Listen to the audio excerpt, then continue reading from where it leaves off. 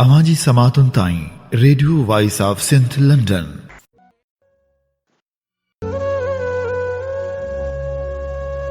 सुती सेज हुयास मुखे आह उथारियो, जिन्हीं जागायास आऊं न जियंदी उनरे। भलारे भिटधणी जे भलारे बैत सां मुंहिंजी आवाज़ मुसाफ़िर Radio Voice of Sindh London त थी दुनिया जी कुंड कुर्छ ताईं जंहिंजा माग ॿुधिजे पियो उन्हनि मिड़नी महिरबाननि खे सिक भरियो सलाम शाल क़बूल पवे। सियारे जी सर्द मुंद 26 डिसंबर छंछर जो ॾींहुं, सोच वीचार जा सुरहा रंग खणी अवां जी ख़िदमत में अवां जो पंहिंजो मेज़बान हबीब लगारी। अॼोके प्रोग्राम में अवां लाइ इहा ई दुआ जिते हुजो सुख सलामती सां हुजो, कॾहिं बि अवां जो मुर्कू न मुरझाइजनि। दोस्तो, पाण सभई ॼाणूं था त वतन उत्तम आहे ऐं उत्तम उहे माण्हू आहिनि जेके वतन लाइ जाननि जा नज़राना ॾेई वेंदा आहिनि। सोच वीचार में अॼु अहिड़ियुनि शख़्सियतनि खे पाण सारींदासीं। सोच वीचार में अॼु जदीद क़ौम परस्ती जे बानी साईं जीएम सैद जी न्याणी ऐं शाह लतीफ़ भेटाए रहमतुल्लाह अलैह ते तहक़ीक़ जे हवाले सां वॾो कमु कंदड़ डॉक्टर दुरे शहवार जी वरसी जे मौक़े ते खेसि भेटा बि पेश कंदासूं। उन सां गॾोगॾु असां बलोचनि जे हक़नि लाइ वरी जदोजहद कंदड़ करीमा बलोच खे भेटा पेश कंदासीं ऐं सहाफ़ी साजिद बलोच खे बि सारींदासीं, जंहिंखे पिणु राति जे रहज़ननि क़त्ल करे छॾियो हो। असीं जेके ख़्वाबनि जा मुसाफ़िर आहियूं ऐं ख़्वाब ॾिसंदा आहियूं, ख़्वाबनि जी ताबीरनि लाइ पाण पतोड़ींदा आहियूं, जदोजहद कंदा आहियूं। इहो बि सच आहे त असांजा पेर पिथूं थींदा आहिनि, पर हिमालय जेॾा हौसला कॾहिं बि हार नाहिनि मञीदा। असांजो शऊर सितारा लताड़ींदो आहे, बिल्कुलु ईअं जीअं नाम्यारो क़ानूनदान रसूल बख़्श पले जो शाइरी ॿुधाईंदे चई ॾींदो हो। सुते साह जागी वञे दूर दूर, सितारा लताड़े असांजो शऊर। सवें चंड साथी कतियनि जा सवें काफ़िला रह गुज़र में, सफ़र में सवें काइनातूं आगाज़ जिन जो अंजाम जिन जो ज़वाएं मकां खां मुसलसल निजातूं, अज़ल खां अबद ताईं सुख जूं बरातूं जॾहिं मोट खाऊं। सवें राज़ आणियूं, सवें साज़ आणियूं, सवें साज़ जे लाइ आवाज़ आणियूं, सवें चंड चाहियूं, सितारा जॻायूं, उन्हनि सां अची जग सॼो जगमगायूं। असीं जाग जा भाग आहियूं प्री, असीं निंड जा नैण आहियूं। कैनेडा जे शहर टोरंटो में क़त्ल बाद सोशल मीडिया ते ॾुख वारी सूरत हाल छांइजी वई ऐं वाक़े ते शदीद रद्द अमल ज़ाहिर कयो वियो। करीमा बलोच शहीद Karima Baloch hashtag trend top trend बणिजी विया। दिलीप रतनाणी पोस्ट शेयर कंदे लिखियो त बलोच अॻवान करीमा बलोच टोरंटो मां 2 ॾींहं अॻु अगवा थी हुई ऐं पुलिस मार्फत वारसनि खे इतलाह मिलियो त करीमा मारिजी वई आहे। बलोच अॻवान जे मारिजण जो सबबु अञा साम्हूं न आयो आहे। करीमा बलोच कैनेडा में सियासी पनाह वरिती हुई ऐं बलोच हक़नि लाइ मुसलसल जदोजहद करे रही हुई। North American Sindhi Canada government खां पुरज़ोर मुतालबो था करियूं त करीमा बलोच जे खून नाहक जी शफ़ाफ़ जांच कराए कातिलनि खे कैफ़र किरदार ताईं पहुचायो वञे।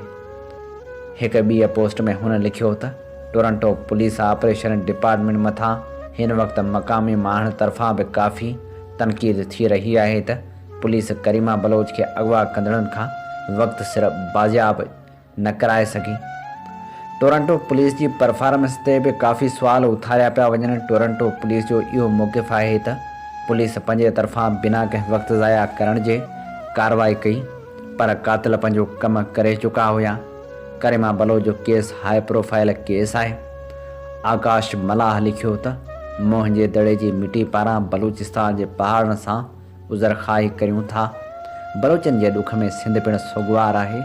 मज़लूमनि जो आवाज़ करीमा बलोच जो लाश टोरंटो मां मिलियो आहे। अमीर हसन लिखियो त बलोच क़ौम परस्त अॻवान मिसिंग पर्सन लाइ मुसलसल जदोजहद कंदड़ कामरेड करीमा बलोच खे कैनेडा में अगवा करे क़त्ल कयो वियो आहे। अहिड़ो वाक़ियो ॾुखोईंदड़ ऐं क़ाबिल मज़मत आहे। असद मुमताज़ रेड लिखियो, शहीद की जो मौत है वो क़ौम की हयात है। अमर सिंधु लिखियो त कुझु वज़ाहत कैनेडा जी हुकूमत खां बि वरिती वञे त असांजी नियाणी अव्हां जी पनाह में मारी कीअं वई। सलमा ख़लील लिखियो त ॾुख लफ़्ज़नि में बयानु नथो करे सघिजे, हर आलमी फोरम ते जा जो मुतालबो कयो वञे। बिशारत अब्बासी लिखियो त उहो त जमहूरी मुल्क आहे जिते कानून जी हुक्मरानी हूंदी आहे। इमदाद चांडियो लिखियो त कैनेडियन हुकूमत वज़ाहत ॾे। शहरीन नारे जो लिखियो त छा पाकिस्तान हुकूमत पंहिंजी शहरी बाबति पुछाणो कंदी। नुसरत लाशारी लिखियो, तमामु ॾुख वारो वाक़ियो आहे। मुजाहिद हुसैन सैद लिखियो त बलोच शागिर्दनि जो सगारो आवाज़ करीमा बलोच खे अगवाबाद क़त्ल कयो वियो। अयूब खोसो, रुमिसा मल्क, कामरेड सैदिया ऐं शानल खोसो कामरेड करीमा बलोच खे भेटा पेश कई। मुनीर मंगसी लिखियो त कैनेडा में अगवाबाद क़त्ल थियल बलोच अॻुवाण करीमा बलोच जे क़त्ल जी मज़म्मत करियूं था ऐं कैनेडा जी हुकूमत खां घुर था करियूं त कातिलनि खे कानून जे कटहरे में आंदो वञे। करीमा बलोच जे सीने में धरती जो दर्द हो, धरती जे माण्हुनि जे दुखनि जूं कहाणियूं हुयूं। हू जॾहिं कंहिं स्टेज ते मुखातिब थींदी हुई तॾहिं धरती जो दर्द बयानु कंदी हुई। हू रुगो बलूचिस्तान जे मज़लूम माण्हुनि जी ॻाल्हि न कंदी हुई, पर हुन वटि सिंध जे सुरनि जी ॻाल्हि बि हुई। हू जॾहिं सिंध जे सुरनि जी ॻाल्हि ॿुधाईंदी हुई तॾहिं अखियुनि में आगम लही ईंदा हुआ ऐं हू जॾहिं बलूचिस्तान जा किसा खणंदी हुई तॾहिं बि केतिरा ई माण्हू उन्हनि दुखनि ते रोई पवंदा हुआ। हू दर्द जा दास्तान कुझु हीअं ॿुधाईंदी हुई। पाकिस्तान में इंसानी हकूक़ की पामाली और जेनोसाइड इस तरह से आम हो गई है और इस तरह की वहाँ पे जबर हो रही है, ज़्यादतियाँ हो रही हैं कि हम अगर सिविलाइज्ड वर्ल्ड को बताएं कि वहाँ पे क्या हो रहा है तो शायद किसी को यकीन भी ना आए कि कोई रियासत इस तरह गिर सकती है, किसी रियासत की ऑफिशियल फोर्सेस इस तरह गिर सकते हैं कि वो किस आखिरी हद तक जा सकते हैं। हमें स्कूल नहीं है पढ़ने के लिए, ठीक है, हमें हॉस्पिटल्स नहीं है इलाज के लिए, ठीक है, सड़कें नहीं है, ठीक है, पीने के लिए पानी नहीं है, ठीक है, हमारे रिसोर्सेज पाकिस्तान लेके जा रही है वो भी ठीक है, लेकिन पाकिस्तान हमारे उसी हालत में भी हमें वहाँ पे अपने ज़मीन पर जीने नहीं दे रही है। अब वो हमारे माओं को, हमारी बहनों को उठा के ले जा रही है। पहले वहाँ पे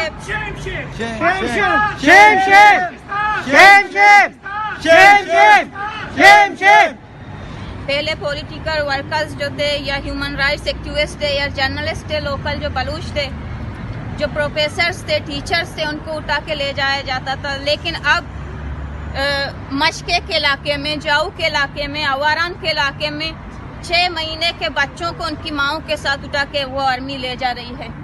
तो इससे बुरी कंडीशन और क्या हो सकती है किसी कौम के लिए। और इससे ज़्यादा किसी मुल्क की आर्मी, किसी मुल्क की एस्टेब्लिशमेंट और इंटेलिजेंस फोर्सेस किस तरह गिर सकते हैं।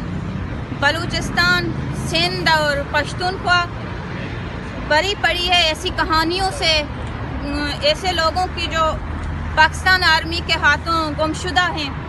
लेकिन ये जो तस्वीर आप लोग देख रहे हो जाकिर मजीद की, जब बलूचिस्तान में यूएन का कोई नुमाइंदा जान की उठाया जाता है तो जाकिर उसी कमेटी, जो जान सलोकी को रिहा करने की कमेटी बनती है, उस कमेटी का एक मेंबर था।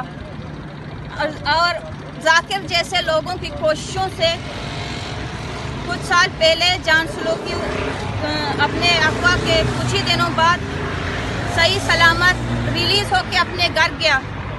यूएनओ और जान सलोकी की फैमिली ने वादा किया था कि वो, लेकिन उसी केस में हाथ डालने की वजह से रियासती फोर्सेस नहीं चाहते थे कि जान सलोकी रिलीज हो।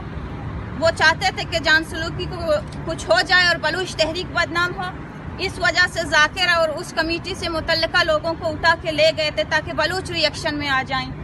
और जान सलोकी तो रिहा होकर अपने घर लौट गए, मगर 10 साल होने को हैं कि जाकिर की बूढ़ी माँ और उसकी किताबों की लाइब्रेरी अब तक जाकिर का मुंतज़िर है। और बलूचिस्तान में एक ऐसा केस नहीं है, सिंध में एक ऐसा केस नहीं है। सिंध के नौजवान लड़के जब हम 2014 को भूख हड़ताली कैंप में बैठे थे जाहिद के रिहाई के लिए, जो नौजवान लड़के हमारे कैंप में आते थे और कुछ महीनों बाद मैंने उनकी तस्वीरें देखी कि वो मिसिंग हो गए हैं। मैंने उसकी तस्वीरें देखी कि उनकी डेथ बॉडीज फेंक दिए गए हैं। वो स्टूडेंट्स थे, वो कराची यूनिवर्सिटी में पढ़ते थे, वो सिंध यूनिवर्सिटी में पढ़ते थे। वो एक स्टूडेंट ऑर्गेनाइजेशन के लीडर की रिहाई के लिए, हिमायत के लिए वो वहाँ पे हमारी मॉरल सपोर्ट के लिए आते थे और कुछ महीनों बाद हमें उनकी लाशों की तस्वीर मिलती थी। ये कंडीशन है पाकिस्तान की। पाकिस्तानी आर्मी के जो मुल्ला पाले हुए मुल्ला हैं, जो उनके ट्रेंड मुल्ला हैं, वो फिर भी इस सब के बावजूद वो बलूचिस्तान में आके तबलीग करते हैं कि बलूच कौम आप लोगों को क्या हो गया है, आप लोग क्यों प्राउड हो, अपने वसाइल पे प्राउड हो जो पाकिस्तान से आज़ादी चाहते हो।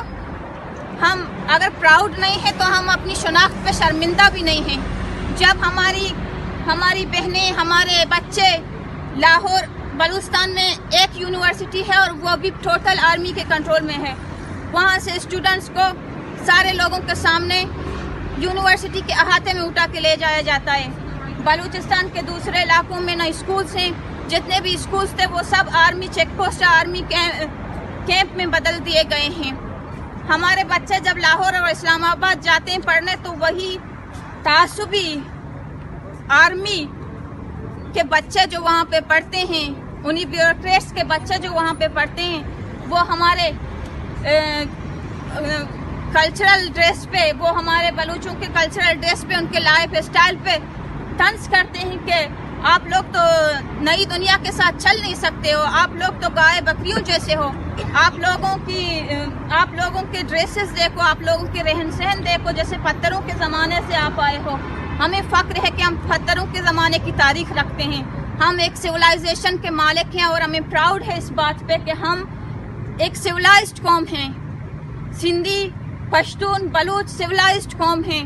हमारी एक तारीख है, कम से कम हम दूसरों की ज़मीन पर कब्जा करके उनकी माओं और बहनों की असमतदरी नहीं करते। हमारी तारीख है कि हमने हमेशा दूसरों की इज्जत की हिफाजत की है और उनकी हिफाजत के लिए अपनी जानें दी हैं। हम शर्मिंदा नहीं है इस बात पे, अगर हम प्राउड नहीं हैं तो हम शर्मिंदा भी नहीं हैं। और आलमी कुव्वतें जो हैं, यूएनओ है, वो शायद हमसे भी ज़्यादा बेबस है। अगर नहीं होता तो वो हमारे बलूचिस्तान के, सिंध के पश्तूनों के आज़ादी के नुक्ते पर उनकी सपोर्ट न करती, मगर वो ह्यूमन राइट्स पाकिस्तान की आर्मी की जानिब से जो वार क्राइम्स हो रहे हैं बलूचिस्तान में, उन पर आवाज़ उठाती, उनको रोकती। या फिर बलूच मिसिंग पर्सनस का जो इशू है, हमारे 8 साल के बच्चे, 6 महीने के बच्चे, हमारी औरतें अगवा हो रही हैं, उस पर कोई बात करती। मगर शायद वो हमसे भी बेबस है क्योंकि हम किसी सड़क पर होके एक प्रोटेस्ट हुआ दर्दन दुख जूं कहाणियूं कुछ ईअं बि ॿुधाईंदी हुई ऐं अहिड़ा इंकशाफ बि कंदी हुई जिते माण्हू जे मन ते हज़ारे सुवाल वॼ वराका बणिजी उथंदा हुआ ऐं माण्हू हैरान ऐं परेशान थी बीही रहंदो हो। ऐं पोइ हूअ कुझु अहिड़ियूं हक़ीक़तूं कुझु हीअं ॿुधाइण लॻंदी हुई। मैं एक स्टूडेंट ऑर्गेनाइजेशन से बिलोंग करती हूँ। मेरे कितने साथी, मेरे स्टूडेंट्स, दोस्त कितने, मैंने उनकी लाशें पाकिस्तानी इन्हीं दहशतगर्द और शिद्दत पसंद आर्मी के मुझे लौटाई हैं। उनके चेहरे भी देखने पहचानने के लायक नहीं थे, उन पे तेजाब फेंक दी गई, उनकी लाशों पे उनको ड्रिल किया गया। तो और वही आर्मी आज कनाडा में असाइलम लेकर फैसिलिटाइज की जा रही है उनको कैनेडियन हुकूमत की जानिब से। जो आर्मी हमारे घर में घुसकर हमें मार रही है, हमारे औरतों के साथ रेप कर रही है, हमारे बच्चों को उठा रही है, उस आर्मी को वो यहाँ पे पनाह दे रहे हैं, सहूलतें दे रहे हैं ताकि वो और काबिल हो जाए हमें मारने के।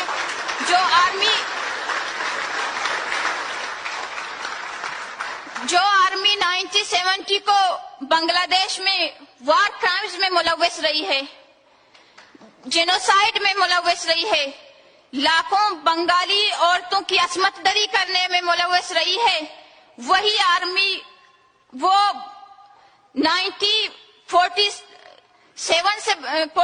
से बलूचिस्तान में कर रही है।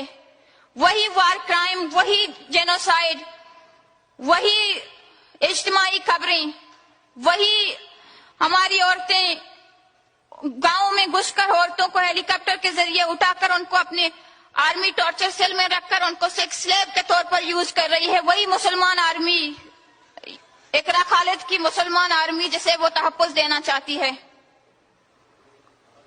मैं एक विक्टिम के तौर पर यह समझती हूं कि अगर ऐसा कुछ हुआ, अगर ये बिल पास की गई, न सिर्फ ये कनाडा के मुसलमानों के लिए बल्कि दुनिया के इंसानों के लिए एक जहर साबित हो सकती है। और मैं समझती हूं कि पाकिस्तान के हाथ मजबूत जो कोई भी करे, मैं समझती हूं कि बलूच जेनोसाइड में उसका बराबर का हिस्सा है। करीमा बलोच खे भेटा पेश कंदे लफ़्ज़नि जा पोपट उॾारिया हैदर मलाह। हुनखे बलूचिस्तान जे पहाड़नि, जाबलू रस्तनि, खजी जे वणनि, ॻोठनि ऐं बलूचिस्तान जे उन्हनि माण्हुनि सां बेपनाह मोहबत हुई जेके माण्हू 21वीं सदी जे सभिनी नेमतनि खां बेख़बर हुआ। माण्हू जे बेवक़्ता ते मौत ते रुअण बदिरां उहे शेर पढ़ी रही हुयसि जेके शेर हुनखे ॾाढा पसंदि हुआ। उन करे मां चाहींदे बि रुआं न थी। इहे लफ़्ज़ टोरंटो यूनिवर्सिटी कैनेडा में इकनॉमिक्स जे शोबे में पढ़ंदड़ बलोच क़ौमपरस्त अॻवान करीमा बलोच जे माउ जमीला बलोच जा आहिनि। करीमा बलोच जी माउ जमीला बलोच खे सुबुह जो फजर जी आज़ान वक़्तु पंहिंजी निंढी न्याणी माह गंज बलोच जॾहिं 37 साला करीमा बलोच जे मरण जी ख़बर ॾिनी त हुन अखियुनि में ईंदड़ लुड़कनि खे पिंबड़ियुनि जे पांद में रखी वुज़ू करणु शुरू कयो ऐं फजर जी निमाज़ पढ़ी कुझु ई घड़ियुनि में सिज उभरी आयो त हुननि जे घर में सवें माण्हू हुन सां ॾुख वंडण आया हुआ। माह गंज चवे थी त मां सियासी कारकुन न आहियां, न ई मूं कॾहिं कंहिं सियासी तनज़ीम में मेंबरशिप वरिती आहे, पर मां पंहिंजी वॾी भेण करीमा बलोच सां हर एहतिजाज में इन करे शरीक थींदी हुअसि जे मां हुनजी हिफ़ाज़त करे सघां। एहतिजाजनि दौरान अक्सर असां मथां ॻोढ़ा आणींदड़ गैस जा शेल उछलाया वेंदा हुआ या वरी असां ते लाठीचार्ज कई वेंदी हुई। मूंखे ख़बर हूंदी हुई त मुंहिंजी भेण बहादुर आहे ऐं सदाईं अॻियनि सिफ़नि में बीठल साथियुनि खां बि अॻियां हूंदी। मां रड़ियूं करे उनजे पोयां वेंदी हुअसि ऐं कोशिशि कंदी हुअसि त मां पंहिंजे लिटिल माम जे जिस्म ते लॻंदड़ लठ खे पंहिंजे पुठनि ते सही वठां। हू वाक़ई मुंहिंजी लिटिल माम हुई जंहिं मूंखे फ़रसूदा रीतनि रस्मनि सां वेड़ करण जो फ़न ॾिनो, जंहिं मुंहिंजे ज़हन में सियासी ऐं नज़रियाती शऊर जी सक ॾिनी, जंहिं मुंहिंजे पेरनि खे मुस्तक़िल हलण जी हिमत ॾिनी, जंहिं मुंहिंजे हथनि खे जबर सां मुहाॾे अटकाइण जी तरबियत कई। तोड़ जो मूंखे पंहिंजी लिटिल माम करीमा जी मौत जी ख़बर राति जो ई पइजी चुकी हुई, पर मूं पंहिंजे अमड़ खे राति जो भेण जी मौत जो इतला न ॾिनो। मूं सोचियो अॼु की राति उनखे सकून सां सुम्हणु घुरिजे, बाक़ी ज़िंदगी जा बचियल पल त हूअ पंहिंजी प्यारे धीअ जे यादनि जे धागनि में ॿधल हूंदी। हुन जे बाक़ी बचियल साहनि जे सॻे में उन करीमा जी तड़प हूंदी जेका कुझु साल अॻु जॾहिं राति जे पोएं पहर में अम्मा जी हज में अची सुती हुई त अम्मा हुन खां पुछा कई हुई, ख़ैर त आहे करीमा, अॼु मायूस आहीं? करीमा चयो हो त मां बलूचिस्तान छॾे वञणु नथी चाहियां। मूंखे पंहिंजे बलूचिस्तान जी सुबुह साण बेपनाह प्यारु आहे, जंहिं सुबुह जो असांजे घर जे अङण ते पखी अची लहंदा आहिनि ऐं आज़ादु उॾामूं कंदे सुरीलियूं लातियूं लवंदा आहिनि। मुंहिंजी अमड़ मां मजबूर आहियां। मुंहिंजी तनज़ीम फ़ैसिलो कयो आहे त मूंखे बलूचिस्तान छॾे कैनेडा वञिणो आहे। अम्मा हुनजे चहिरे ते हथ फेरे मथे ते चुमी ॾेई चयो हो त करीमा कल्ह वञिणो आहे। हुन हंजमा उथी साम्हूं माउ जे अखियुनि में अखियूं मिलाए चयो हो, अम्मा ख़बर अथई पंहिंजे पाड़े वारा सभु माइट मूंखे चवंदा आहिनि मुंहिंजूं भूरियूं अखियूं बिल्कुलु पंहिंजी माउ जहिड़ियूं आहिनि। अम्मा असांजूं न रुॻो अखियूं हिकु जहिड़ियूं आहिनि पर असांजे भूरियुनि अखियुनि जा ख़्वाब बि हिकु जहिड़ा आहिनि। करीमा बलोच जी माउ चवे थी। ॿिए ॾींहुं मां उनखे एयरपोर्ट ते अलविदा करणु वियुसि। मूं हुनखे कुझु घड़ियुनि लाइ भाकुर में भरे रखियो हो ऐं पोइ मूं हुनखे मज़ाहमती शाइरी ज़रिए हौसलो ॾिनो हो। उन्हनि ॾींहनि में मुंहिंजो भाउ ऐं करीमा बलोच जो मामो उस्ताद नूर मोहम्मद बलोच मिसिंग पर्सन जी लिस्ट में हुआ। करीमा बलोच जो सौट बि जबरी तौरु गुम कयो वियो हो। हुन वेंदे वेंदे मूंखे चयो अमां पंहिंजी मुलाक़ात जल्द थींदी, पर अफ़सोस हुनजो लाश शायदि हाणे सुगवार गीतनि जे आलापन ऐं गमज़दा माण्हुनि जे कुल्हनि ते खयो वेंदो। करीमा बलोच 2016 में कैनेडा जे शहर टोरंटो पहुती हुई। उन खां अॻु करीमा बलोच मिसिंग पर्सन जे इशू ते कोयटा खां कराची ताईं सवें एहतजाजनि जी अॻुवाणी कई।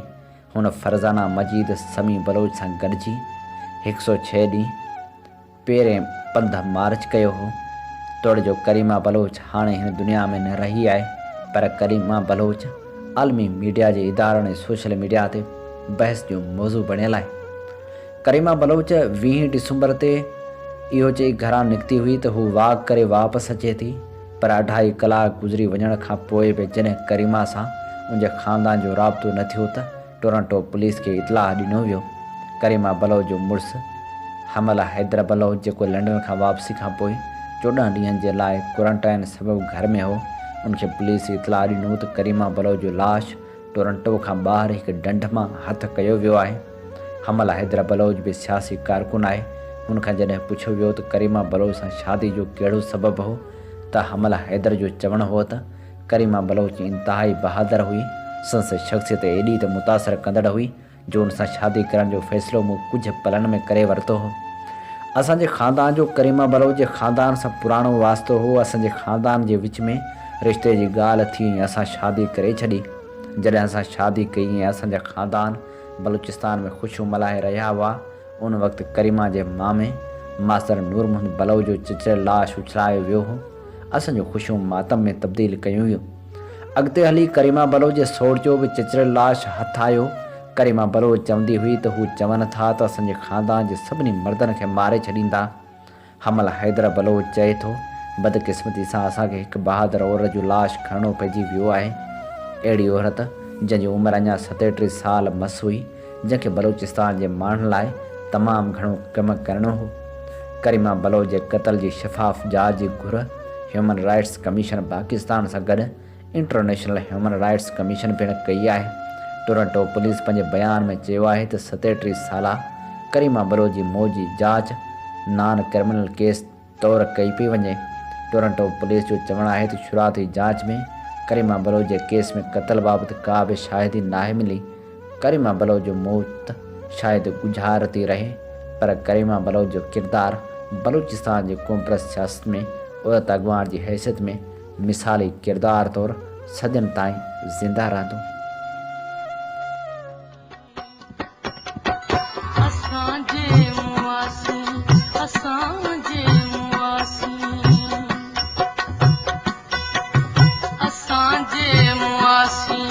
सफ़र में वो साथी असांजे मुआसी, असांजे मुआसी। सफ़र में वो साथी तमाणी द मंज़िल पंहिंजा ढोल ढाटी, तमाणी द मंज़िल पंहिंजा ढोल ढाटी। असांजे मुआसी, असांजे मुआसी। सफ़र में वो साथी असांजे मुआसी। सफ़र में वो साथी तमाणी द मंज़िल पंहिंजा ढोल ढाटी, तमाणी द मंज़िल पंहिंजा ढोल ढाटी। असांजे मुआसी, असांजे मुआसी।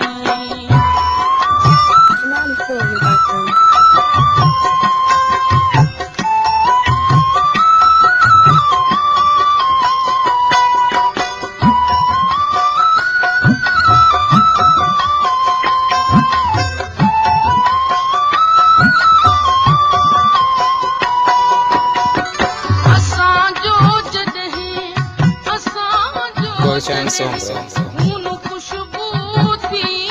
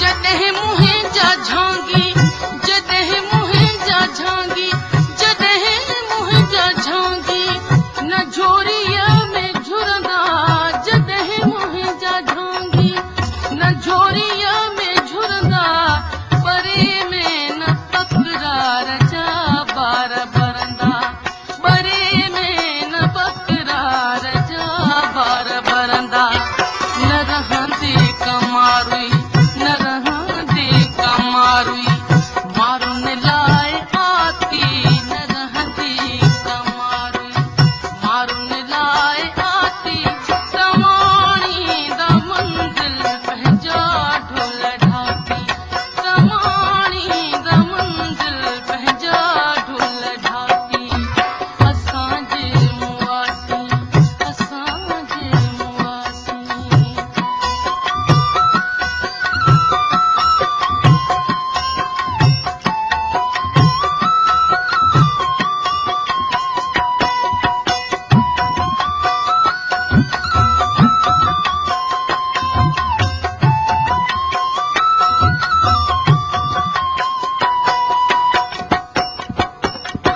असां पंहिंजो रस्तो असां पंहिंजो रस्तो असां पंहिंजो रस्तो सुञाणी खयो आहे असां पंहिंजो रस्तो सुञाणी खयो आहे रुगो सच खे साथो साणी खयो आहे रुगो सच खे साथो साणी खयो आहे इन यकरट में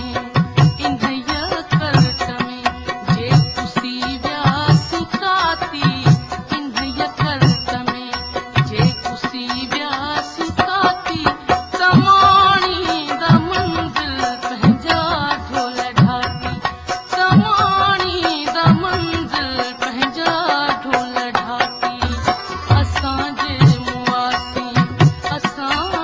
मुआसी सफ़र में वो साथी असांजे मुआसी सफ़र में वो साथी तमाणी द मंज़िल पंहिंजा ढोल ढाकी तमाणी द मंज़िल पंहिंजा ढोल ढाकी असांजे मुआसी असांजे मुआसी असांजे मुआसी असांजे मुआसी असां साफ़ी साजिद बलोच जो मौत पिण अञा ताईं गुझारत बणियल आहे। साजिद बलोच 2 मार्च 2020 ते स्वीडन मां ग़ाइबु थियो ऐं संस लाश बि स्वीडन मां हथ आयो। पुनः जे शहर केज सां वास्तो रखंदड़ साफ़ी साजिद हुसैन बलोच जो 2 महीननि खां पोइ लाश हथ आयो हो। संस लाश उपसाला शहर भरिसां दरिया जे किनारे मिली हुई, जंहिंखां पोइ साजिद जे घर वारनि खे साजिद जी लाश जी सुञाणप लाइ घुरायो वियो हो, जिन लाश ॾिसी सुञाणप कई। करीमा बलोच ऐं साजिद जे क़त्ल में हिकु जहिड़ाई इहा बि आहे जो ॿिन्ही जा लाश नदी जे किनारे सां मिलिया आहिनि। साजिद बलोच बलूचिस्तान जे इलाइक़े केज सां तालुक़ रखंदड़ उहो माण्हू हो जंहिं उपसाला यूनिवर्सिटी में मास्टर जो कोर्स कयो पए, जंहिं लाइ हुन हॉस्टल में हिकु कमरो पिणु बुक करायो हो जिथे हूअ शिफ्ट थियो हो। हॉस्टल में शिफ्ट थियण खां पोइ हूअ गुम थी वियो। उपसाला यूनिवर्सिटी जी ईरानी ज़ुबान जी प्रोफेसर करीना जहानी 2 मार्च ते पुलिस खे साजिद जे गुम थियण जो इतला ॾिनो। करीना ऐं साजिद केतिरनि ई महीननि खां बलोची ऐं अंग्रेज़ी ज़ुबान जी लुग़त तयारु करण में मसरूफ़ हुआ। प्रोफेसर करीना जहानी ॿुधायो त असां रिपोर्ट जा मुंतज़र आहियूं, पुलिस कंहिं बि ॾोह जी तस्दीक न पई करे। साजिद जो पासपोर्ट तोड़े ॿिया कागज़ पिणु गुम कया विया। साजिद बलोच पहिरियां डेली टाइम्स ऐं पोइ दी न्यूज़ अख़बार में 2008 खां 2012 ताईं कमु कयो। साजिद जे भाउ ॿुधायो त 2012 में साजिद पंहिंजी जान बचाइण लाइ मुल्क छॾियो ऐं ओमान में पनाह वरिती। ओमान वञण खां अॻु हुन पंहिंजे लिखियल किताब जो हिकु बाब पंहिंजे दोस्त खे ईमेल कयो ऐं चयाईं त हीउ बाब मुंहिंजी धीअ खे तॾहिं ॾिजो जॾहिं हू 18 सालनि जी थी वञे। साजिद बलोच जो मुबैना क़त्ल अॼु बि जांच जो मुंतज़रु आहे ऐं अॼु बि इन ॻाल्हि जो मुंतज़रु आहे त इंसाफ़ कयो वञे ऐं जवाबदारनि खे कानून जे कटहरे में आंदो वञे। सिंध जे शहरनि में जिते केतिरियूं ई तहरीकूं हलंदड़ आहिनि उते सिंध सभा पारां खंबे गुम कयल माण्हुनि जी आज़ादी लाइ प्यादल मार्च पिणु कयो पियो वञे। पांधीड़नि जो काफ़िलो रवां दवां आहे, हौसला बुलंद आहिनि। मज़बूत इरादनि सां सख़्तु सर्दी में बि खंबियल माण्हुनि जी आज़ादी लाइ काफ़िले जो पंध जारी आहे। कराची खां निकितल सिंध सभा जो काफ़िलो सिंध जे मुख़्तलिफ़ शहरनि मां थींदो सखर पहुतो, जितां थिए पने आकिल पहुतो ऐं पने आकिल खां 45 ॾींहं जेको सफ़र शुरू थियो उहो दाऊदलो, मैसरो, मोहम्मदपुर खां थींदो रुक फारम ताईं आयो ऐं रुक फारम खां थिए घोटकी पहुतो। काफ़िले जे मुख़्तलिफ़ हंधनि ते शानदार इस्तक़बाल थियो, जिते ख़िताब कंदे सिंध सभा जे सरवाण सिंधी इनाम चयो त सिंध जी सोनी ज़मीन वसीलनि ऐं ॿेटनि ते कब्ज़ा कया पिया वञनि। मिलंदड़ मैदानात ते सभ खां पहिरियां वेझो वारनि इलाइक़े वासियुनि जो हक़ हूंदो आहे। सिंध मां मिलंदड़ गैस, कोयलो, पेट्रोल पंजाब ताईं पहुचायो वञे थो, पर सिंधियुनि खे बिजली, गैस ऐं पीअण जो पाणी बि नथो मिले।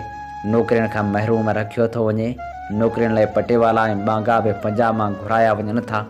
असांजो हिन इस्टेब्लिशमेंट खां इहो ई मुतालबो ऐं इहो ई एहतिजाज आहे, इहो ई इख़्तिलाफ़ु आहे।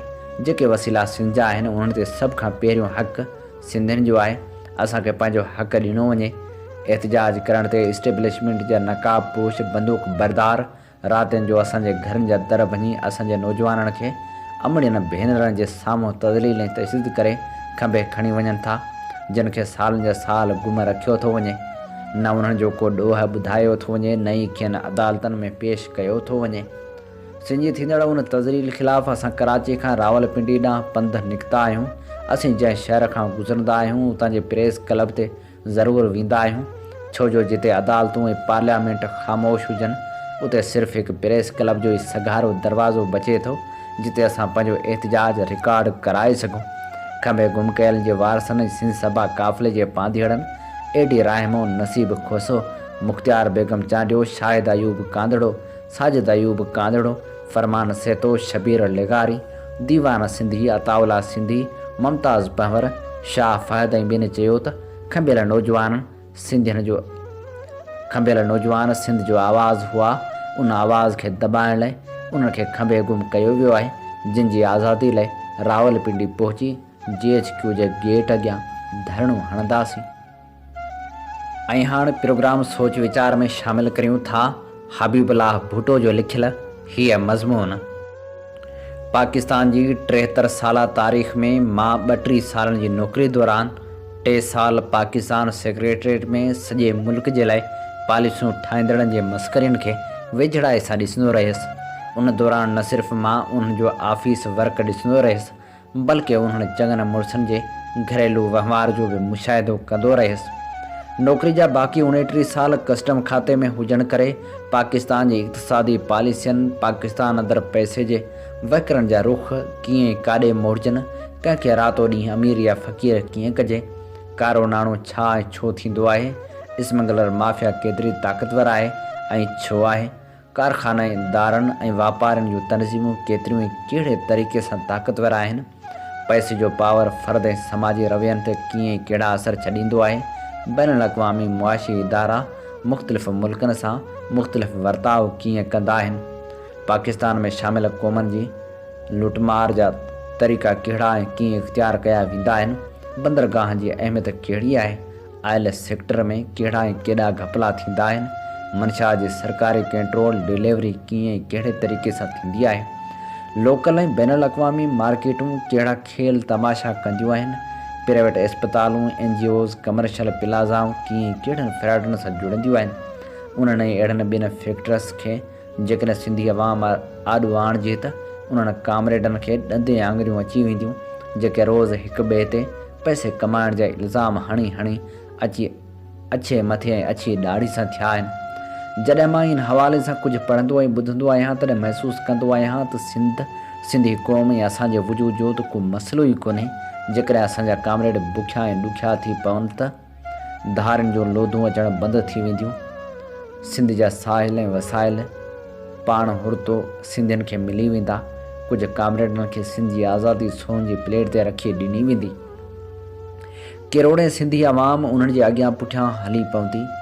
कादर मंगसी हुजे, सनान कुरैशी हुजे, रियाज़ चांडियो हुजे, असलम खैरपुरी हुजे, अमानुल्ला शेख हुजे, अमीर बंभरो हुजे, जलाल महमूद शाह हुजे, उहे सभु उन वसाए फैसलाबादी जेतिरी हैसियत कोन था रखनि जेको 1984 में मुंहिंजे आॾो मंझंदि जी मानी डबल रोटी ऐं छोला वठी खाईंदो हो ऐं पोइ मुंहिंजे अखियुनि आॾो वसाए मां वसायो, पोइ अलाह वसायो ऐं मौत खां अॻु में AW मल्क थी 5 अरब खां मथे जी सिर्फ़ु आफ़ीस पुट खे ॾेई वियो हो। बाक़ी उन जे पैसे जो अंदाज़ो पाण लॻायो। मञा थो उन्हनि वसाइनि खे सिस्टम जी सपोर्ट हुई ऐं आहे, पर असां जेके पाण में हिक ॿिए जूं टंगूं छिके खॾियुनि में किराइण जी कोशिशि करे रहिया आहियूं से कहिड़े किले जे ज़ोर ते कुॾी रहिया आहियूं। केॾी न अंधोनाक सूरत हाल आहे। असां जीअं ई केॾा न लापरवाह आहियूं। असां मां केरु गुनहगार नाहे। छा असांजा ऐब सवाब हिक ॿिए खां लिकियलु आहिनि? असां फ़िक्रनि ते इख़्तिलाफ़ करे ॾिठा, असां शख़्सियतनि ते इख़्तिलाफ़ करे ॾिठा, असां आनाउनि साड़ ऐं हसद ते सड़ी पची ॾिठो। छा मिलियो सिंध खे? छा मिलियो क़ौम खे? या वरी छा मिलियो फ़र्द खे? मूं पाकिस्तान सेक्रेटरीट इस्लामाबाद में ॾिठो, मूं कराची जे कारोबार में ॾिठो पंजाबी ऐं पठान जी ॿधी खे। हू हासिलात लाइ सिस्टम जे हूंदे सूंदे ॿधी कयो पिया हलनि ऐं असां बुख ते हिक ॿिए सां विढ़ी क़ीमती वक़्तु पिया वञायूं। सरकार असांजो आहों ऐं दाहूं ॿुधण लाइ तयारु न आहे। टीवियूं ऐं अख़बारूं असांजे दर्द जा दास्तान नशर करण ऐं छापण लाइ तयारु न आहिनि। इलाही नौजवाननि खे असां कहिड़े आसिरे टांडनि ते नचण जो चई रहिया आहियूं। मूंखे त ॿधी में फतह नज़र अचे थी, बाक़ी जे संगत खे इख़्तिलाफ़नि मां भलाई नज़र अचे थी त उन्हनि जी मर्ज़ी।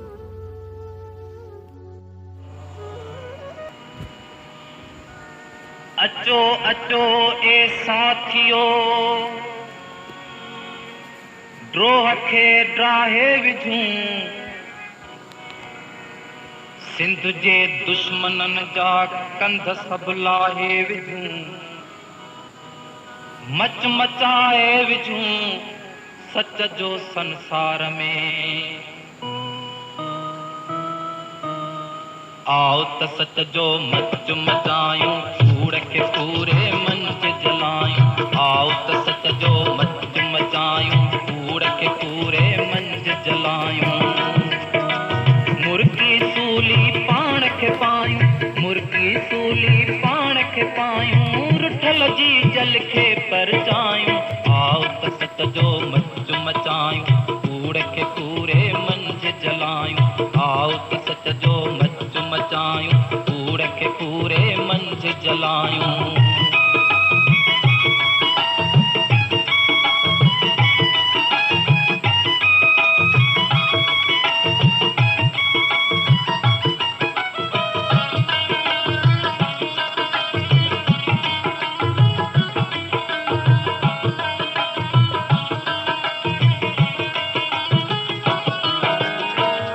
छॾियो आ जिन खे रोले के तो बंधन मां तन खे खोले।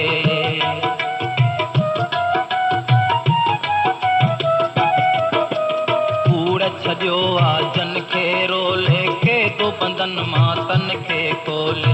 उजड़ल विकिरल टोले टोले उन्हनि मासूमनि खे ॻोल्हे।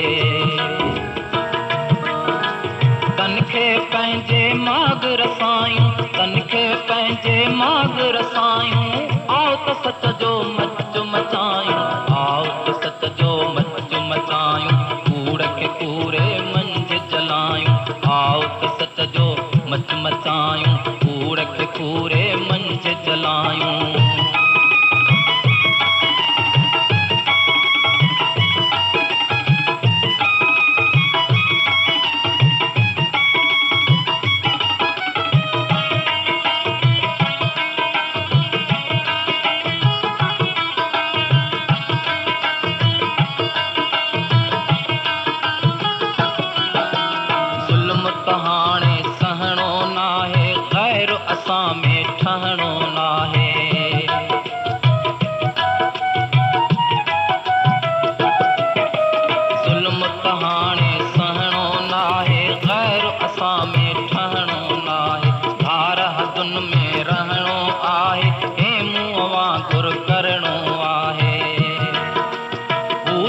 जो कीअं रूह रंजायूं, ख़ुशूअ जो कीअं रूह रंजायूं।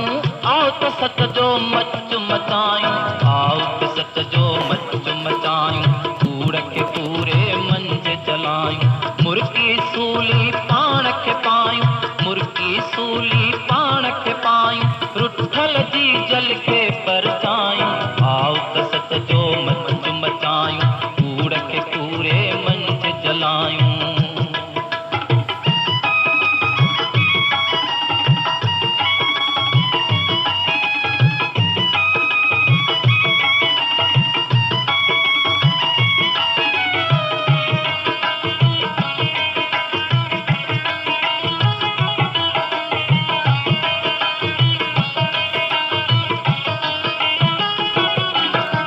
रत जा ॾीआ ॿारींदासीं, राति खे सुबुह बणाईंदासीं।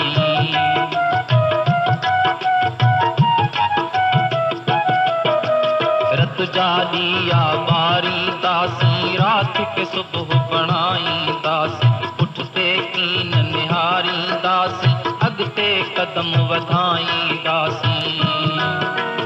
आज़ादीअ जो शान वधायूं, आज़ादीअ जो शान वधायूं। आओ त सच जो मच मचायूं, आओ त सच जो मच मचायूं। कूड़ खे पूरे मंझि जलायूं।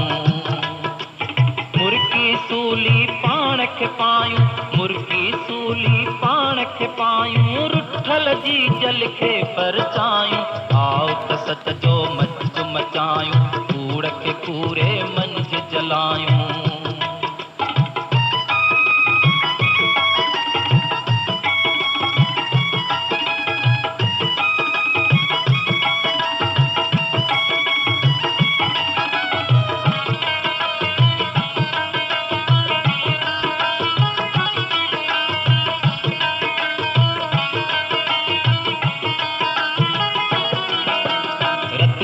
ॾीआ ॿारींदासीं, राति खे सुबुह बणाईंदासीं।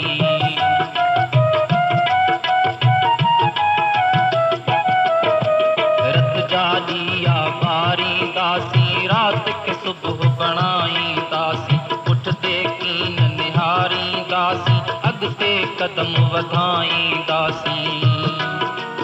आज़ादीअ जो शान वधायूं, आज़ादीअ जो शान वधायूं। आओ त सच जो मच मचायूं, आओ त सच जो मच मचायूं। कूड़ खे पूरे मंझि जलायूं, आओ त सच जो मच मचायूं। कूड़ खे पूरे मंझि जलायूं।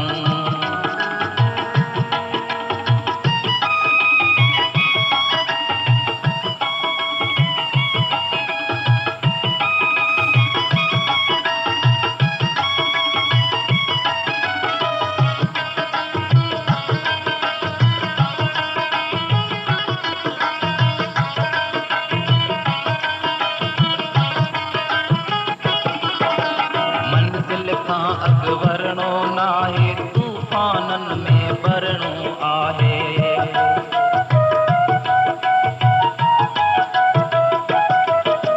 मंज़िल खां अॻु वरणो नाहे, तूफ़ाननि में भरणो आहे। ज़ख़्म सही सभु खिलणो आहे, देश जो नारो हणणो आहे। सलमा गॾिजी कौल निभायूं, सलमा गॾिजी कौल निभायूं।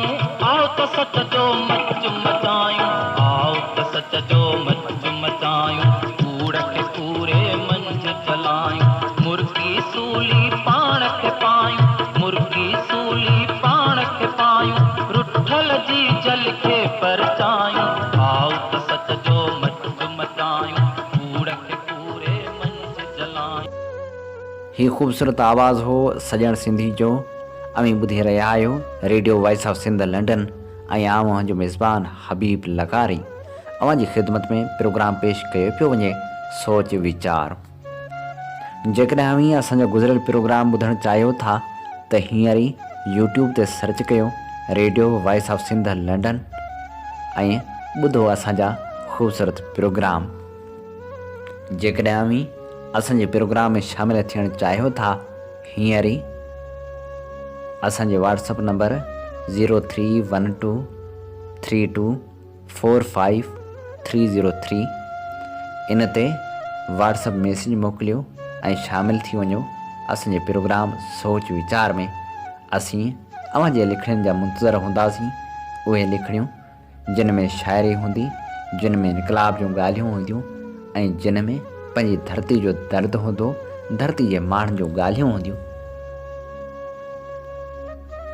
ऐं हाणे प्रोग्राम सोच वीचार में उन शख़्सियत खे भेटा पेश कयूं था जेका साईं जीएम सैद जी न्याणी हुई। उन सां गॾोगॾु शाह अब्दुल लतीफ़ भिटा जी शाइरी ते PhD कंदड़ पहिरीं औरत हुई। डॉक्टर दुरेशवार सैयद या जीजी दुरेशवार जी अॼु वरसी मल्हाई पई वञे। सिंध जे मशहूरु सियासतदान, जदीद क़ौम परस्ती जे बानी साईं जीएम सैद जी धीउ हुई।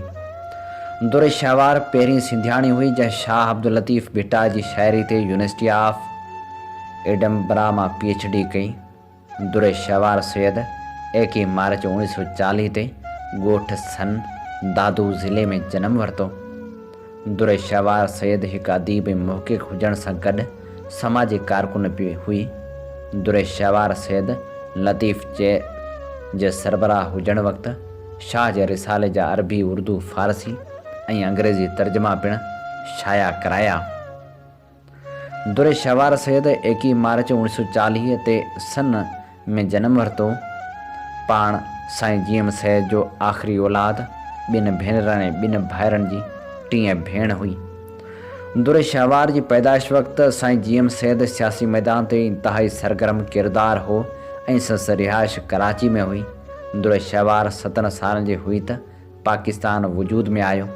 जॾहिं दुरेशवार पढ़ण जी उमिरि ते पहुती त संदसि तालीम वॾो मसइलो बणिजी वियो, छो त सिंध में घणे भाङे उस्ताद हिंदू हुआ जेके विरहाङे सबबु सिंध छॾे विया।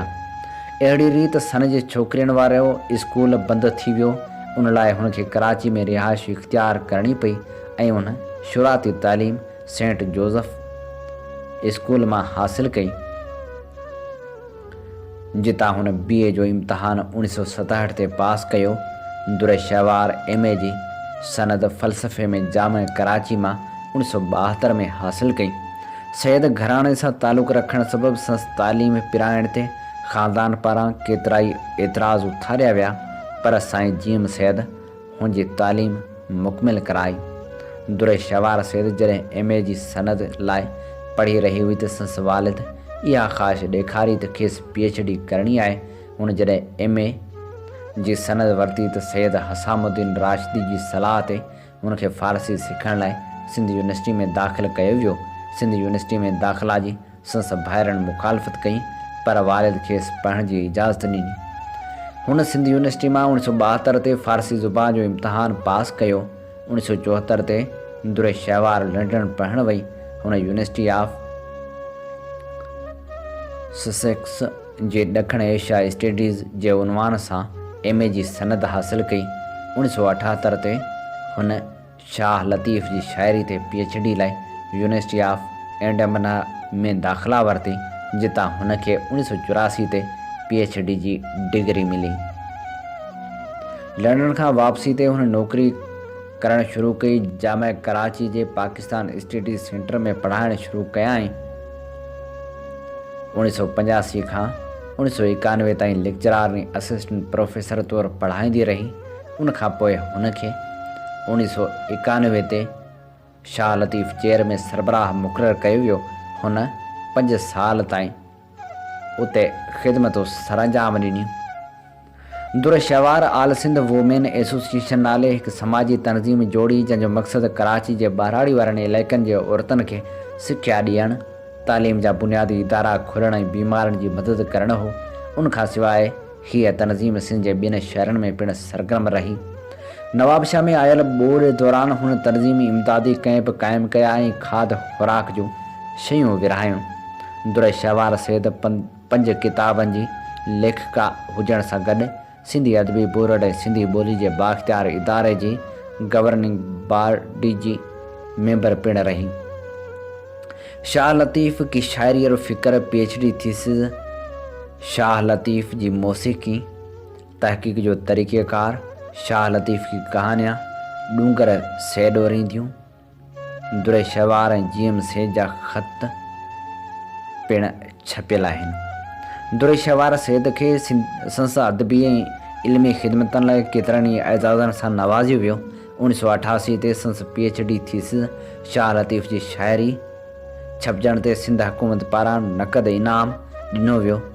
अर्नेस्ट ट्रंप जे नाले सां क़ाइमु हैदराबाद जे एनिमरी शिमर इंस्टीट्यूट पारां खेसि शाह लतीफ़ गोल्ड मेडल 1985 ते ॾिनो वियो। उनखां सवाइ खेसि पीर हसामुद्दीन राशिदी एवार्ड ऐं इंटरनेशनल सचल कांग्रेस एवार्ड सां पिणु नवाज़ियो वियो। दुरे शवार सैयद कुझु वक़्त खां कराची जे मिड ईस्ट इस्पताल में गुर्दनि जी तकलीफ़ सबबि दाख़िल हुई, जंहिंखे वफ़ात खां हिकु ॾींहुं अॻु जनाह इस्पताल में दाख़िल करायो वियो, जिते 26 डिसंबर 1997 ते लाॾाणो करे वई। संस वफ़ात जी ख़बर बाद सन शहर बंदि थी वियो ऐं सिंधी ॿोली जे बाख़्तियार इदारे पारां समूरियूं आफ़ीसूं हिकु ॾींहं लाइ बंदि कयो वियो। हुनखे सन जी मिटीअ में मिटी मां हवाले कयो वियो। संस ख़िदमतूं अॼु बि यादि आहिनि ऐं डॉक्टर दुरे शवार खे अॼु बि अक़ीदत ऐं एहतराम सां यादि कयो थो वञे।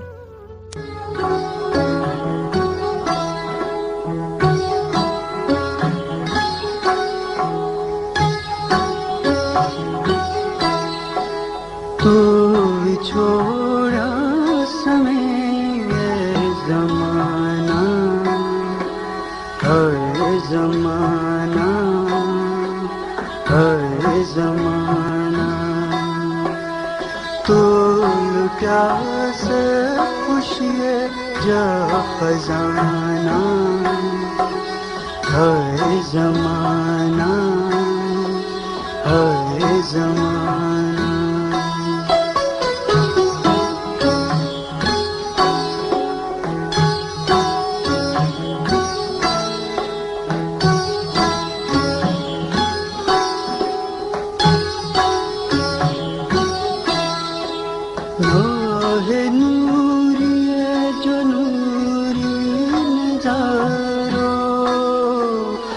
अज सुनो की झलक नारो, नाहे नूरी जो नूरी नजारो।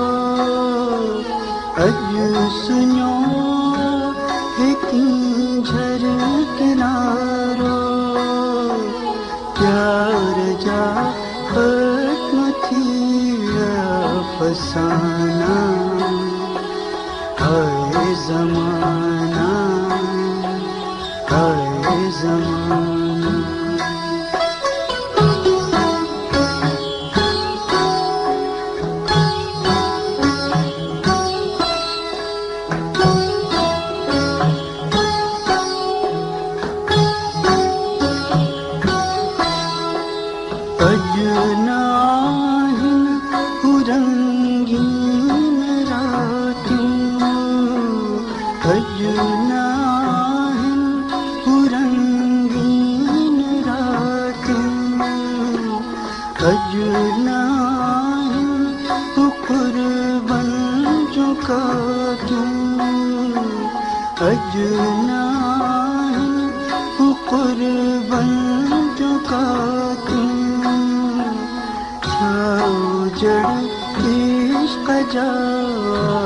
सताना, हर ज़माना, हर ज़माना।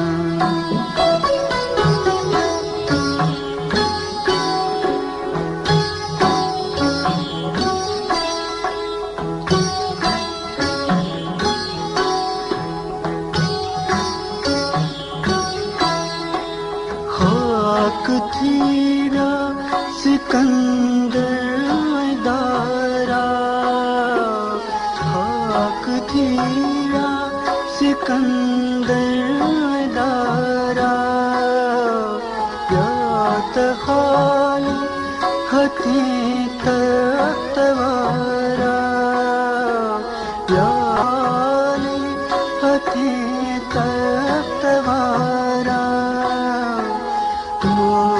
तुझे तेरा क्या निशाना, हाय ज़माना, हाय ज़माना, तू भी छोड़ा समय है ज़माना, हाय ज़माना, हाय ज़माना, तू लुटा से खुशी जा खजाना, हाय ज़माना, हाय ज़माना।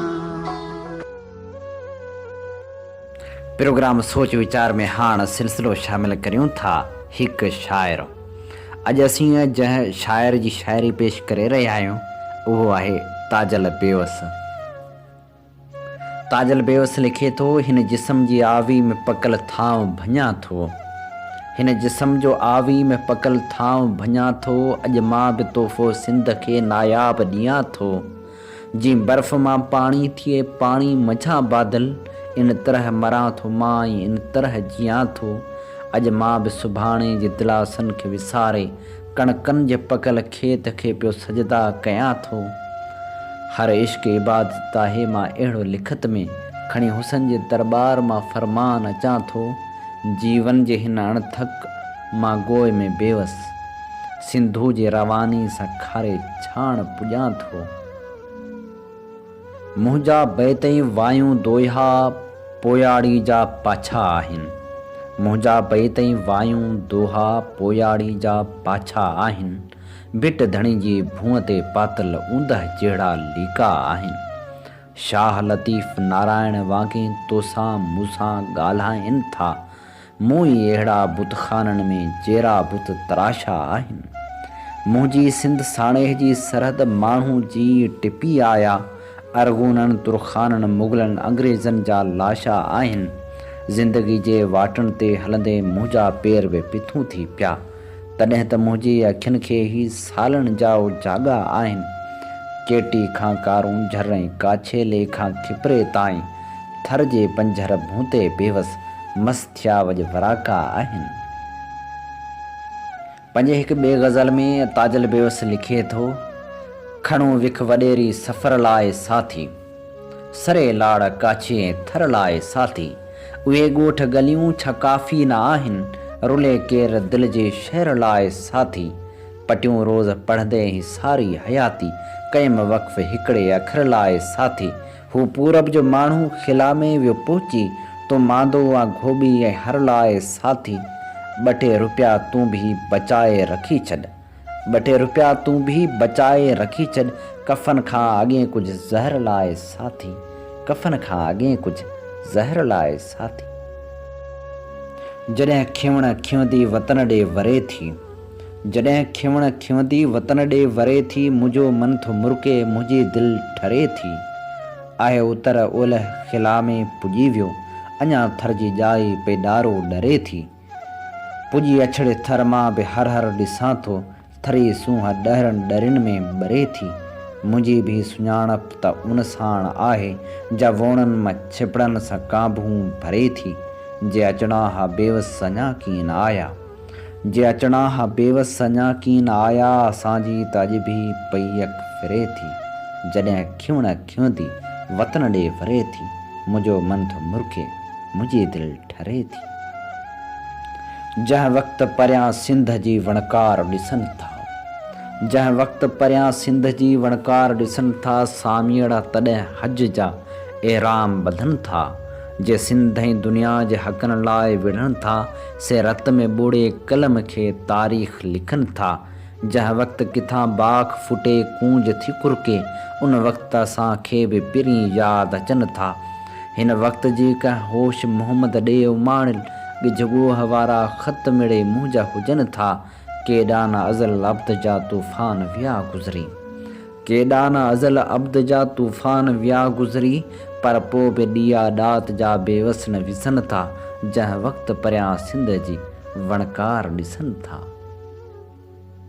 कंहिं ॿारड़े जी माउ का कारी नथी पवे, पूरी ही काइनात मयारी नथी पवे, अखमा किरे न लुड़क भले करबला हुजे, कर ही दुआ त सिंध उञारी नथी पवे। पंहिंजनि हक़नि खे वठंदे मुंहिंजी बि ही बंदूक, डिॼ थो थिए गुलाब जी टारी नथी पवे। सिंध जी मिटी मां सिंध जा खाका ठहियल ॾिसी, ज़ाहिद को वाट वींदे पुॼारी नथी पवे। तनवीर जे वञण सां चयो कंहिं त काल थे, हीअ भूअ कंहिं ते बेवस भारी नथी पवे। पूरी ही काइनात मयारी नथी पवे। कलालनि जे कुलज़म जा कतरा बि आहियूं, सुञाणे सघोजे त दरिया बि आहियूं। सुफ़ेदनि जे भर में गुलाबनि जा ॿूटा, असां आहियूं आला त अदना बि आहियूं। कॾहिं आहियूं सहरा में पनछण जी मौसम, कॾहिं ॾिस त काशी कलीसा बि आहियूं। किथे आहियूं गोतम में गरमुख ज्ञानी, किथे ॼण त क़बरनि जा कुतबा बि आहियूं। सुभाणे जा छो था ॾियो दम दिलासा, असां पाण दुनिया ऐं अक़बा बि आहियूं। असां अदल बेवस ऐं आकाश वांगुरु, दलीलनि ते सहीफ़नि जा लिखबा बि आहियूं। कलालनि जे कुलज़म जा कतरा बि आहियूं, सुञाणे सघोजे त दरिया बि आहियूं।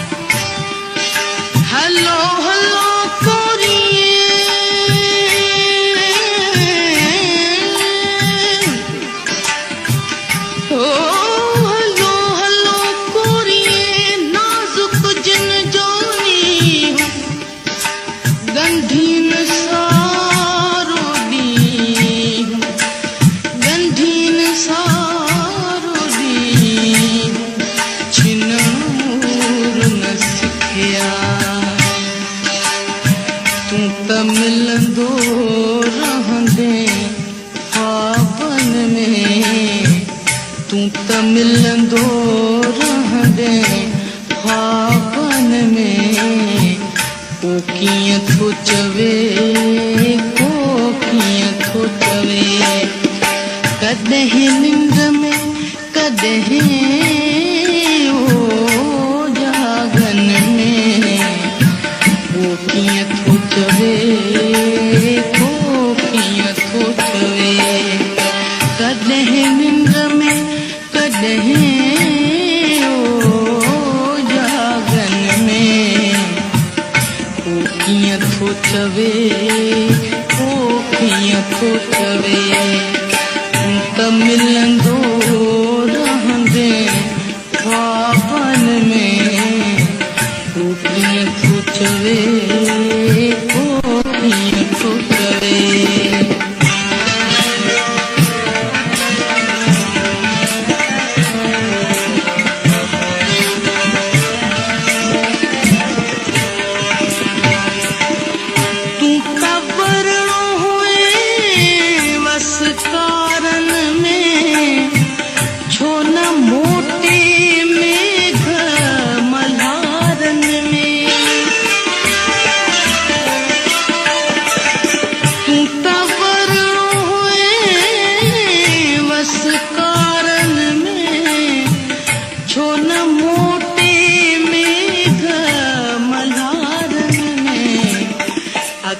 फरंदी रही फूलारन में, दिल सड़ंदी रही सेराबन में।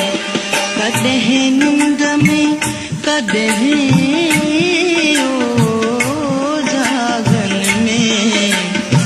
को कीअं थो चवे, को कीअं थो चवे। त मिलंदो ख्वाबन में। को कीअं थो चवे, को कीअं थो चवे।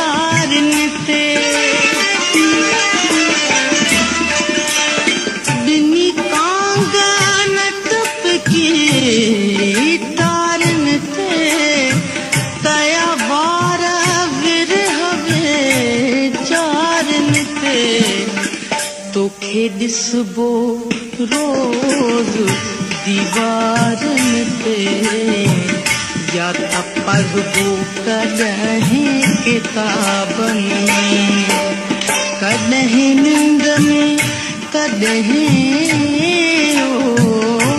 जागन में। वो कीअं थो चवे, वो कीअं थो चवे, तूं त मिलंदो रहंदे ख्वाबन में। वो कीअं थो चवे, वो कीअं थो चवे।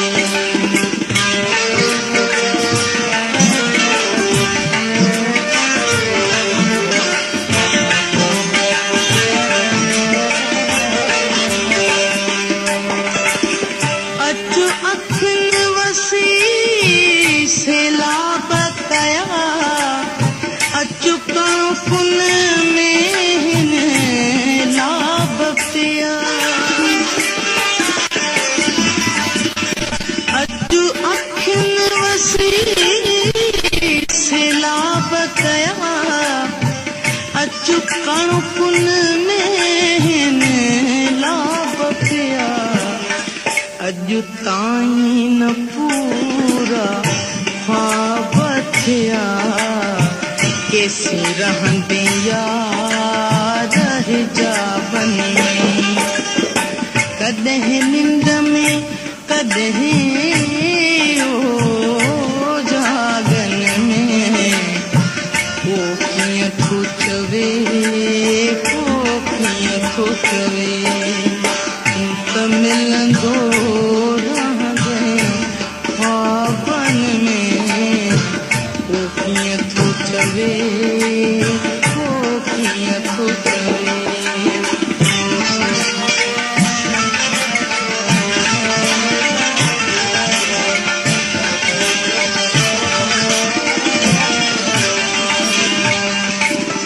कॾहिं बेवस तुंहिंजा ज़ख्म उघिया, कॾहिं धरतीअ तुंहिंजा पार पुछा। कॾहिं बेवस तुंहिंजा ज़ख्म उघिया, कॾहिं धरतीअ तुंहिंजा पार पुछा। अॼु पत्थर बि तुंहिंजा कीन थिया, कॾहिं तुरंदो हुए तूं गुलाबन में। कॾहिं निंड में कॾहिं जागन में। वो कीअं थो चवे, वो कीअं थो चवे, तूं त मिलंदो रहंदे ख्वाबन में। वो कीअं थो चवे, वो कीअं थो चवे। ही ख़ूबसूरत शायरी हुई ताजल बेवस जी ऐं ख़ूबसूरत आवाज़ हो आबदा परवीन जो।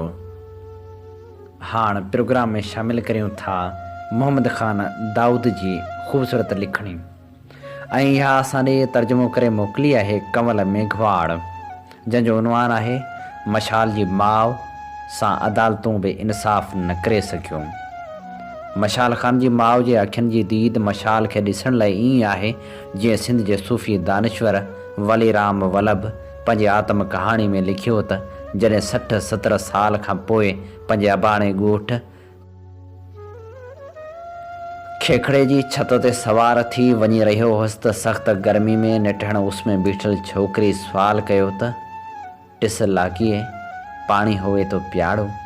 वलीराम वल्लभ लिखे थो त पाणी गाॾे वारी टैंकी में बि न हो, मूं वटि बि कोन हुयो, माण्हुनि वटि बि न हुयो, थर जे सहरा में बि न हुयो ऐं मूं ॾिठो त आकाश में बि कीन हुयो। ज़िंदगी गुज़री वई, घणी उञ बि लॻी, तमामु घणो पाणी बि पीतो, तमामु घणा मशरूब पीता, साकी जे हथनि जा जाम पीता, मोखी जे हथां मतारण सां गॾु मैकशी बि कई, पर उञ नथी उझामे त नथी उझामे। उन थरी नारी जो सुवालु अॼु बि तमामु तर उञारी शिदत सां गॾु मौजूदु आहे त टस लाॻीअ पाणी होवे थो प्याड़ो।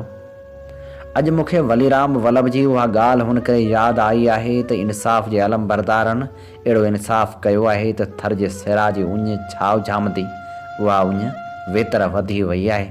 ऐं वलीराम वल्लभ जहिड़ो दानिश्वर जॾहिं आकाश ॾांहुं थो निहारे त ज़मीन सिरा ऐं टांकियूं त टांकियूं पर आकाश में पिणु पाणी कोन्हे।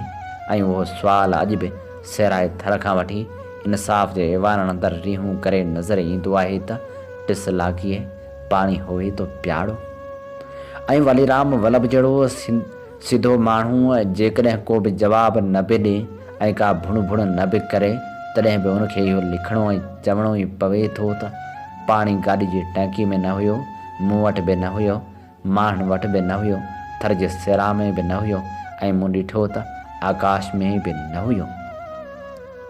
ऐं उहो पाणी छा आहे जो थर जे सिरा खां वठी मर्दान जे पहाड़नि ताईं ऐं केटी बंदर खां वठी इक़्तिदार ऐं इंसाफ़ जे ऐवाननि ताईं किथे बि कोन्हे। जिन इंसाफ़ जे ऐवाननि जा चकर काटे काटे नकीबुल्लाह जो वालिद जहान छॾे वियो ऐं हाणे इक़बाल लाला हैरान आहे त हूअ छा करे। जेको कमु हिकु हजूम खे करिणो हो उन्हनि करे छॾियो। जेको कमु क़बर जी मिटी खे करिणो हुयो उहो थी वियो। जेको कमु हिकु अमर जे करण जो हुयो उहो बि थी वियो। जंहिंमें हिकु माउ चयो हो त जॾहिं उनजे हथनि खे चुमियो थिए त उनजे हथनि जूं सभु आङुरियूं टुटल हुयूं। जेको कमु भेनरनि खे करिणो हुयो उहो बि थी वियो। जेको कमु ज़माने खे करिणो हो उहो बि थी वियो। जेको कमु इक़बाल लाला खे करिणो हुयो उहो बि थी वियो। जेको घणो सोचींदो आहे ऐं अखियूं लुणियाट जे बार खां झुकी वेंदियूं आहिनि। इक़बाल लाला को सदारत न आहे पर हू सदारत वांगुरु वालिद ज़रूरु आहे। हुनखे ख़बर आहे त माइरनि जे दिलनि खे करार कीअं थो ॾियारे सघिजे ऐं ख़ासि करे उहे माइरूं जिन जा मोहबतनि सां टमटार पुट हुजूम जो शिकार थिया हुजनि। पर पोइ बि इक़बाल लाला सिधारत बणिजी वेठो आहे, बावकार ख़ामोश। जेको कमु इंसाफ़ जे ऐवाननि खे करिणो हुयो उहो बि थी वियो। हाणे जेको कमु इंसाफ़ जे ऐवाननि खां बि अॻिते जो आहे उहो केरु कंदो। जेको सुवालु नकीबुल्लाह जे वाल जो हुयो उहो त हाणे नाहे रहियो पर सुवालु अञा बि रहियलु आहे। हू चीफ ऑफ आर्मी स्टाफ खे बि पंहिंजो वाइदो यादि ॾियारींदो रहियो हो ऐं हाणे इहो सुवालु उन माउ जो आहे जंहिंजो पुटु हिकु हुजूम जी नज़र थी वियो, जंहिंजो चहिरो चिथायो वियो हुयो, जंहिंजे नाज़ुक जिस्म ते लोही सेखूं ऐं डंडा वसाया विया, जंहिंजे जिस्म खे भारी पथरनि सां दाग़ दाग़ कयो वियो, जंहिंखे गोली हई वई पोइ अहिड़ी बेरहमी सां साड़ियो वियो ईअं त हिंदू बि अर्थियूं न आहिनि साड़ींदा। भले उहे अदालतूं इंसाफ़ जी तक़ाज़ा पूरी न कनि, सभिनी जवाबदारनि खे बाइज़त बरी करे छॾीनि, भले सभिनी मुलज़िमनि खे मासूम बणाए पेश कनि, भले उहो कुझु कनि जंहिंसां इंसाफ़ पे शर्माइजी वञे, भले कोर्टूं मुलज़िमनि खे ईअं पेश कनि ॼण उहे कातिल हुया ई किन जिन ते जुनून सवार हुयो। उन्हनि हिकु अमर जो वसंदड़ वेढ़ो वीरान करे छॾियो ऐं उन माउ जे अखियुनि खे सदाईं लाइ रत सां भरे छॾियो। भले उहे अदालतूं सभिनी मुलज़िमनि खे वारे वारे सां ज़मानतूं ॾियनि ऐं उहे जवाबदार जेल मां आज़ादु थियनि त हीउ बेशर्म ज़मानो उनजो ईअं इस्तक़बाल करे जहिड़ा उहे पुरस्कार माण्हू हुजनि। भले उहे अदालतूं सभिनी जवाबदारनि जूं सज़ाऊं घटाइनि, भले फाही जे सज़ाउनि खे उमिरि क़ैद में बदिलाइनि, पर उन सां छा थो थिए, छा थो थिए? उन सां हिकु माउ खे छा थींदो जंहिंजे लाल लहू जहिड़ो गभरू पुटु रत सां वेझारियो वियो, उन माउ जे पुट खे साड़ियो वियो, पथरनि ऐं लोही सीखनि सां चिथाड़ियो वियो, जंहिंजे पुट खे गोलियुनि सां प्रण कयो वियो। छा उहे अदालतूं उन अमर जे गभरू पुट खे वापसि आणे थियूं सघनि? उन लाइ जेसिताईं उन नीर वहाईंदड़ जीजल सां इंसाफ़ न थींदो, उन जीजल अमर जो उञारो सुवालु उते ई रहंदो त टिस लाॻीअ पाणी होवे थो प्याड़। ख़बर नाहे मिसाल जी माउ खे इंसाफ़ जो पाणी मिलंदो बि या न, या उहा उञ बि ईअं ई रहिजी वेंदी। ऐं को वलीराम वल्लभ जहिड़ो सूफ़ी दानिश्वर उन उदास अमड़ खे ॾिसी चवंदो त पाणी गाॾी जे टंकी में बि न हुयो, मूं वटि बि न हुयो, माण्हुनि वटि बि न हो, थर जे सिरा में बि न हुयो ऐं मूं ॾिठो त आकाश में बि किन हुयो। हिन दर्द जी दुनिया में हिकु मातम कंदड़ माउ उहो कंहिंखे चवे, कंहिंखे त माइनी में किनुआ खां दर्द विछोड़े दा हाल नहीं।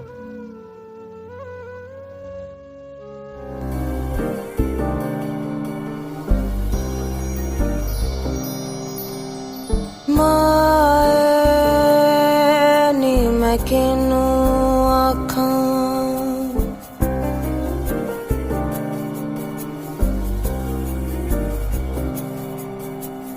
माए नी मैं किनू आखां दर्द विछोड़े दा हाल नी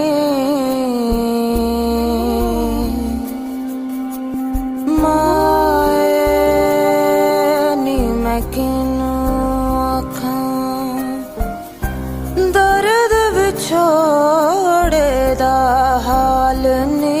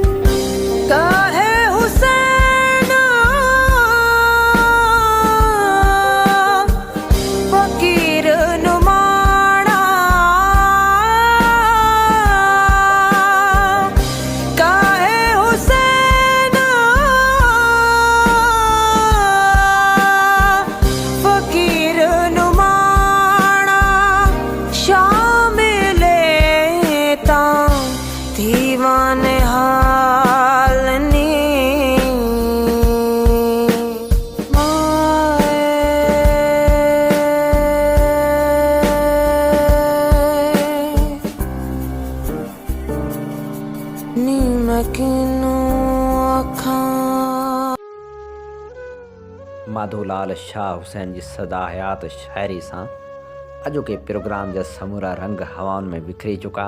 पंहिंजे मेज़बान हबीब लगारी खे ॾींदा इजाज़त इन साॻे दुआ सां वसे भिट तुंहिंजी भलारा सदा सदा देश परदेस सारा वसन कॾहिं सींद सिंजी न मेरी थे कॾहिं मोड़ कंहिंजा न मुरझाइजनि। सिंधु मुंहिंजी अमा सूंह तुंहिंजी मथां छा लिखी छा लिखां छा लिखी छा लिखां सिंधु मुंहिंजी अमा दुनिया जा सिंधियो हिक मुठ थी सिंध बचायो। सिंधु मुंहिंजी अमा सूंह तुंहिंजी मथां छा लिखां सिंध जो क़ौमी आवाज़ Radio Voice of Sindh London.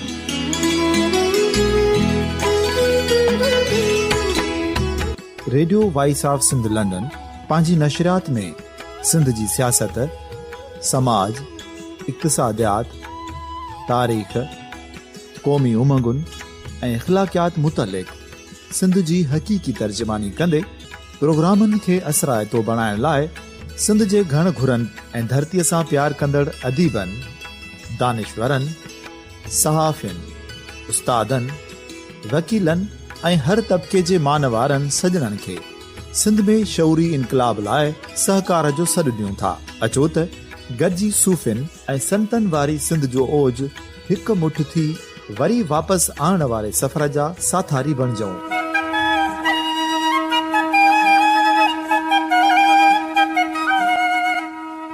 हिक नए सुबुह जी शुरूआत जो पड़ाॾो घर घर ॻोठ ॻोठ ऐं शहर शहर ताईं पहुचायो।